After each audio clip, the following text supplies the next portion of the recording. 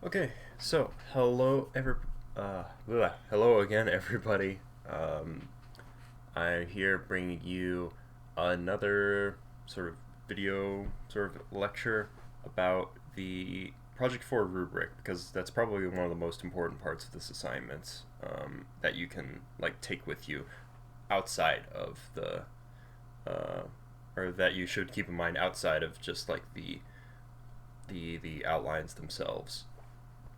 So let me just walk through it. Some of this, so I had to take out some of this is going to be a little bit not relevant for our final. So you'll see like there are considerations to be made, being under the appropriate time, that kind of thing, or not attending the speeches. That's how I usually grade things for the final if it were given in person. And likewise, this is going to be a little bit weirder or a little bit different, I should say, because when you're responding or asking and responding to questions, they will be through the discussion board post. And I've talked about that on the discussion board, in fact, that I made sometime, I think last week or earlier this week for Unit 4. That's where you're going to turn your final in, basically. That's where you're going to ask questions and answer them. But I'm still going to grade on that kind of stuff too. So definitely don't sleep on it. It's 15 points right there. But let me just start from the beginning. All right. So there are four main sort of categories that you're going to need to focus on. You're going to need to have a specific argument that you want your audience to receive. You need to have something that you want your audience to do or to think about, or some part of their mind that you want to change, let's say. So you have to have something there. It needs to be obviously effectively organized. You should have good sections laid out, and you need to work on delivery as well. Now, delivery is worth less overall than the arguments and rather the overall argument and the management and organization sections. It's only 25% of the overall grade, but it's still something worth keeping in mind. And so let's just go through these. So you should have an argument that is clear and tailored to the speech occasion and audience. So the fact that this is recorded should be meaningful. You should get some practice in, so it should be really well rehearsed, let's say, because you can do multiple takes with it. Um, but at the same time, that's more so for delivery. For the speech occasion, um, this is something that you are going to post online for your classmates to see. That's the occasion of your argument. So it's possible that they turn it off halfway through. You don't know how they're going to receive this. So you need to judge how are you going to give them something that's going to keep them engaged. You should try and tailor it with that in mind.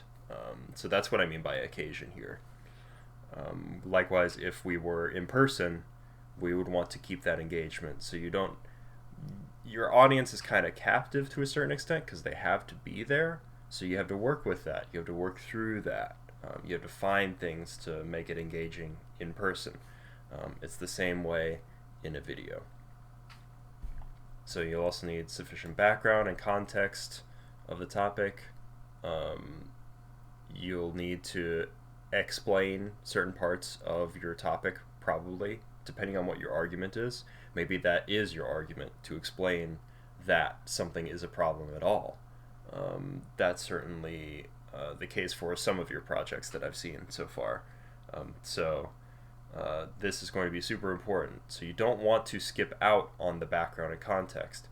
If it is reasonable that you can take this as a kind of common knowledge, or take something as common knowledge, such as like things that people should know, are like the date of September 11th of 2001 is a very significant date in a lot of Americans' minds. You don't need to like verbally cite that, for instance. So you need to give some background though, in order to be like sufficiently understood, in a realistic setting at least. So you'll also need evidence that supports your argument and creates or generates credibility. That kind of goes without saying. So here's how I grade like management and organization. I'm looking for a number of things. So I'm looking for an introduction and a conclusion, first of all. So you should have an introduction that pulls them in somehow. There are a number of ways to do that. So you could have a compelling anecdote. You can start off using ethos, maybe with like a profound quote, have like a case study as part of some evidence that you want to run through first that sort of illustrates the overall point that you're trying to convey. There are all kinds of ways to make a compelling introduction. So you need to use your best judgment based upon the skills that you know you have, your topic, and how you think the audience is going to receive your topic. What is your audience expecting? That's going to determine what you put in your introduction. Those are the constraints.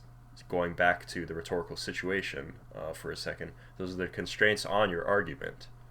So that's something that you need to consider. And it's likewise with the conclusion too. But with the conclusion, you want to make it give it a sort of memorable ending, but you also want to reiterate certain points in your argument too. Remember, this is something that takes place, this speech is something that takes place on a timeline. It's given during a particular duration. So as you are speaking, you're going to want to reiterate your points. It might feel like you're being redundant, but redundancy is good, especially if there are all kinds of people with varying degrees of attention. They might have missed something at first. They might forget it if it's not, beaten down a few times. So that's something that you need to pay attention to. Your conclusion should be your opportunity to reiterate your main points, the main takeaways that you want us to have. All right, so your organization should be logical, easy to follow. I should know, just as I am when I'm reading a paper, I should know why you're bringing up certain things. So why you move from one topic to the next. You should have some transitional phrases even. That should be very apparent to me, at least as an audience, and it should be apparent to your audience and peers as well. Your major points should be clearly delineated, i.e. noticeably distinct from the stuff around them. So, like with a paper and how it has paragraphs, your speech should have different sections, different moments or sets of moments for each of your premises or major points, subtopics, however you want to call them. They shouldn't all run together and feel like you're just talking about one thing the whole time, but it's like a bunch of different things, and I'm not sure like what the relationship is per se between them. You want your major points to be clearly defined. Alright, appropriate attention paid to each component of the speech, obviously. And repetition should be used to serve audience understanding. Oftentimes, one of the things that people have issues with in terms of delivery is repetition, but it's like they get hung up on a particular thing, and so they just kind of say it over and over again. And that can be an issue, but it is a fine line between repetition that leads to a negative feeling about your speech, or at least it makes it lose attention, and repetition that serves to like draw you in more, for instance, or hit on those major points, those major things that you want to say. So that's something that could be worked on. I think, for most of you, but it's like I said, or like I say in the audio lecture that goes along with this video that I did. You should focus on just a few like choice aspects of public speaking because you're not going to hit it out of the park on the first run. I know that for many of you, you did a speech for Unit 4 for the 11-13 class that we have, but for this, like, this is still your beginning moments of doing that public speaking stuff. And chances are likely in some of your other classes, I guarantee this, you're going to have a group project that involves some kind of presentation. It doesn't matter what your major is. So that's something that you're going to need to work on. It's something we really, across the majors, really like to emphasize. And so take this as your opportunity to really start working on that. I'm sure you might have done presentations in some of your other classes already, even. But yeah. So with the delivery, though, speaking of those kinds of things, you're going to need to maintain eye contact. So in this case, it's making sure that you have appropriate eye contact with the camera. Obviously, in person, you should be taking moments, taking a few beats to like make eye contact with, if you can, every person in the room, or at least most of the people like in the front to mid-ish rows, so that it feels like that you're seeing them. What you don't want to do is, as I say in the audio lecture, you don't want to like beam your eyes at one person or like look just over the heads of everybody towards the back of the room, because that can be odd as well, where you're just like focused on the ceiling. That kind of looks a little odd. Likewise, you don't want to look down too much. You don't want to look down at your feet, down at your note cards too much. You want that real personable connection.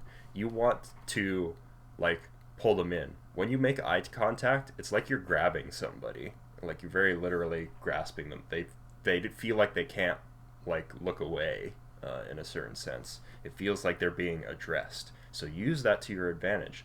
Get their attention that way. That's why eye contact is good. All right.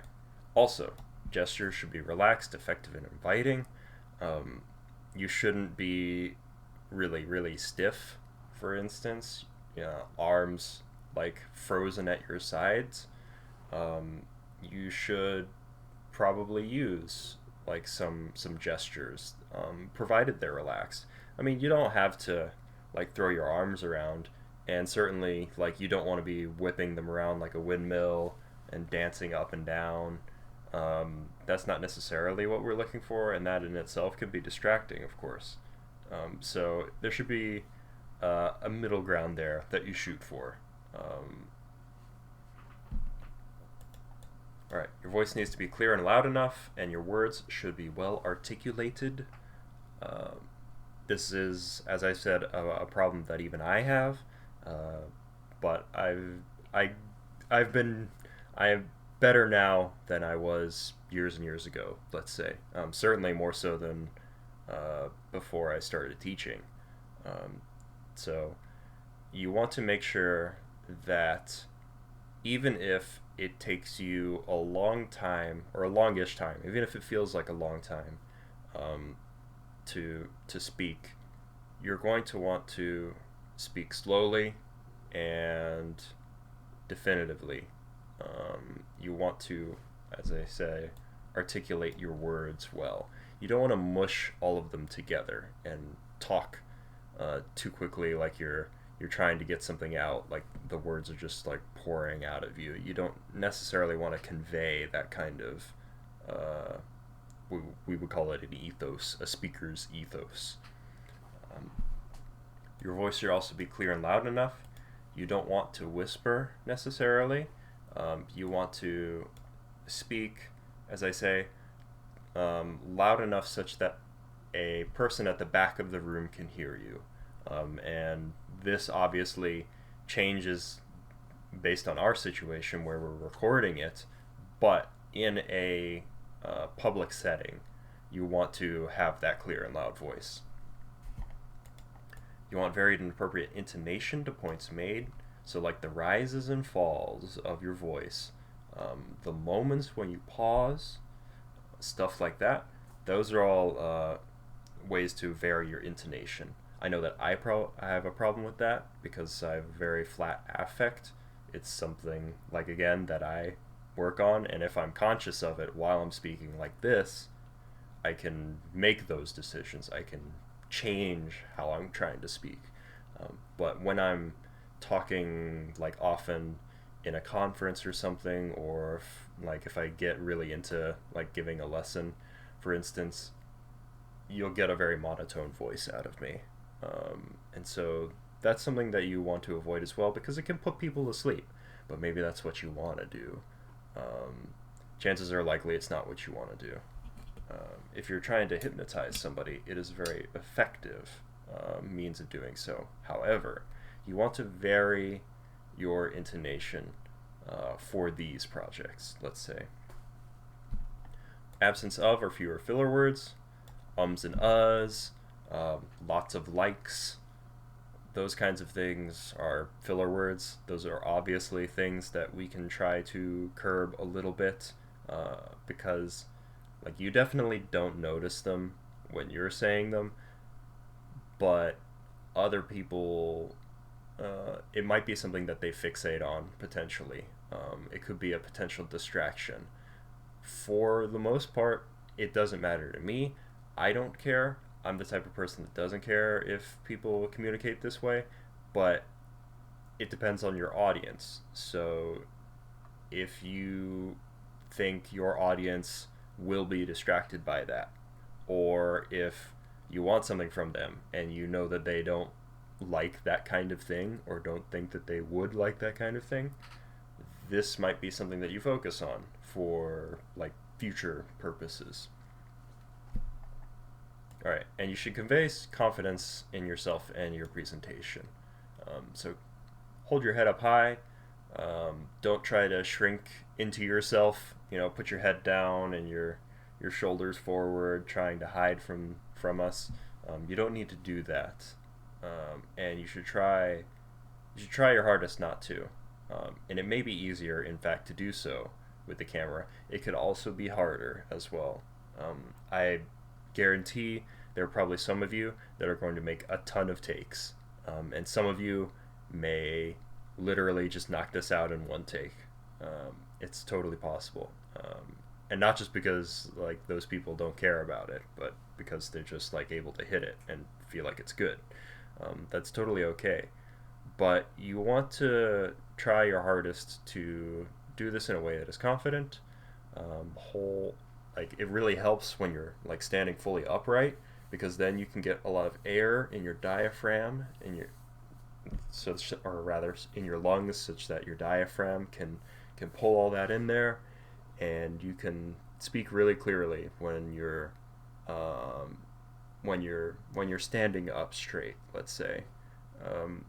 If you can't, or if there's some other issue with that, that's understandable, but that's just how, like, the mechanics of the body works. So when you're, like, hunched over and your head's on your chest, it really, like, trying to give a speech like that is rather difficult. Okay, so that's a bunch of, like, reasons to do that. With the responses to audience questions, this is a serious part of your project. All right, so with the other considerations here, the only one that really matters, because attendance and time don't, is the fact that you need 2 questions. And actually, it's 2 questions, and that's going to be on the assignment itself, on the discussion post, and I think it says so, as a matter of fact. But if it's not, I'll put that up there so it's more clearly defined. I think 3 might be too many, considering we have to write them this time. But for the questions, it's 15 points of your grade. Like I said at the beginning, don't sleep on it. But you're going to need to transition into your Q&A session following your speech. So for this project, it would be good to have a conclusion and then do a sign-off where you invite your audience to ask questions. So that's something that I would like to see in the video potentially. That's definitely something that you do in person, where you transition into the Q&A session naturally that way. But it's something that can be done in a video as well, where like you see it all the time on YouTube. People tell their audiences to like and subscribe and leave a comment below if asking any questions, or just like leaving a positive comment. This is something that happens at the end of these videos. So it's something that you should do here too. You need to carefully listen to those questions and answer to the best of your ability. So in this case, like you would read the questions and then answer as best as you can. The answers should retain your persuasive purpose, so tie it back to your speech if you can. Use those questions as an opportunity to reiterate your points, basically. And so the reason why this is important is because you might encounter people that are critical of your position. For instance, in Unit 3, I talked at length about trying to foresee counter arguments, and that's something that I wrote on a lot of people's drafts. That's something I noticed on a lot of people's final drafts. You need to try and foresee these counter arguments, because somebody might pose them to you, and that's really important. So this might be something that you even address in your speech. In fact, you might think about counter arguments and having a section there, quite possibly. But people are, for this project, actually going to ask you questions. They're going to come back at you with stuff, and it doesn't necessarily have to be friendly. We are, as a class, amicable. We work with each other. We're all students. You're all very young, more or less. Well, I don't want to presume anything, but you're certainly all students taking this class together, and you come from a variety of different perspectives. And as we talked about, those perspectives are very meaningful, and they allow us, or they make up who we are, basically, our experiences. And so that's our knowledge base. And you as a speaker are going to have to work with that. You're going to have to field questions that come from a variety of different perspectives. You're going to have to answer them in a way that you're going to have to answer them in a way that disarms their objections, although that might sound a little bit too combative, and I don't want to mean it that way. You want to answer their objections in a way that satisfies them and also forwards your goals as well. That's something that you need to keep in mind. You should always try to use them as an opportunity to understand where somebody else is coming from, though, especially if it's a pointed question. But you also don't have to. You don't have to like take things lying down if it's like really pointed, let's say. I'm trusting everybody to treat this assignment and the Q&A part as a way to have productive dialogue. If you don't know something or don't understand something and you want to ask questions about it, that's a good opportunity to do that. I highly recommend it for that purpose. But if you're using the Q&A section, if you're using your questions as a way just to stunt on somebody, I'm going to be looking at that, and that's not really good, frankly.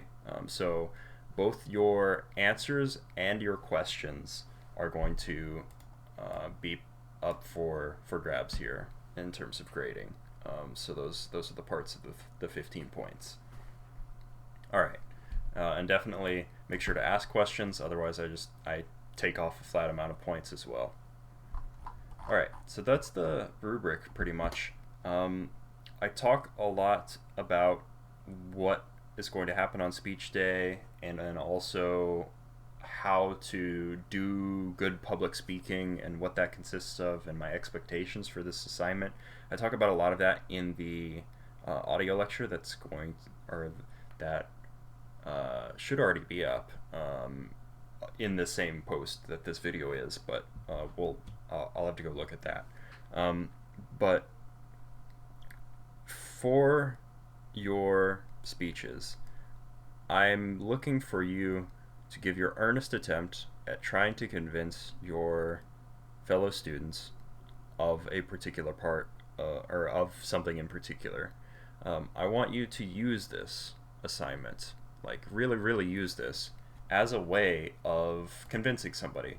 Don't just treat this as a kind of exercise. So I invite you to try and actually utilize this project to actually try and change your classmates' minds about something. All right. And the last thing I have to say about the speech before I sign off, and we'll talk about other stuff next week.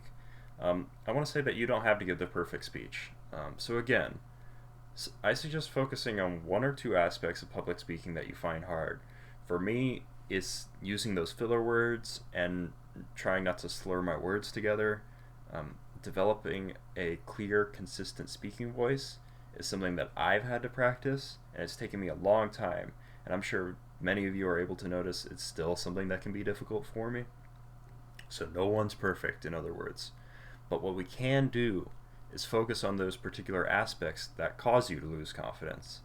So whether it's your volume, the way you emphasize words, eye contact, gestures, etc., I want you to focus on what is most important to you here.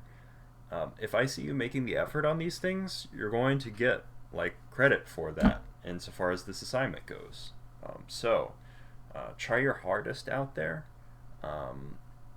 Give it the 110%. And like I said, leverage the fact that this is recorded to your advantage. Do multiple takes if you have to. Certainly, I can't stop you, and nor do I want to, frankly. This is a wholly different project than a regular speech. But it's nonetheless an important one. So utilize your resources well. I'll be turning back your Unit 3 projects to you. I'll be also looking through the outlines, of course. But in general, I think we're more or less good to go, because in a regular semester we would already be giving our speeches this week, as a matter of fact. So in general, we're more or less done with the course. Next week I'm going to put up another audio lecture, I think, with my colleague. We're going to talk about we're going to summarize the course more or less, kind of close it out, and offer maybe what we think this class is wanting us to do, what it's useful for. So we'll finish talking about things on next week, probably middle of next week. But I'm looking forward to I'm looking forward to watching your speeches. All right, so take care of yourselves. As always, stay safe out there. It's a madhouse, and it's only getting weirder as the days go on, but I think you're fully capable of making it through this, frankly. You're all very, very strong. So I will talk to you later, and yeah, that's it.